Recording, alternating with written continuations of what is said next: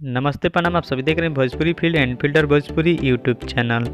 दोस्तों, जिस चीज़ का इंतज़ार था वो तो नहीं है, लेकिन कुछ खास सॉन्ग आने वाला है।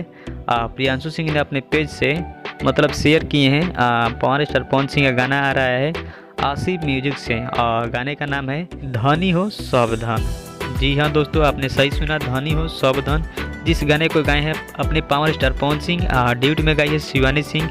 और गाने की और डिटेल्स की बात करें तो गाने को लिखे हैं आशुतोष तिवारी और म्यूजिक से डायरेक्ट किए हैं प्रियांशु सिंह। और गाना बहुत बेहतरीन होने वाला है, क्योंकि ये लगन स्पेशल सॉन्ग है।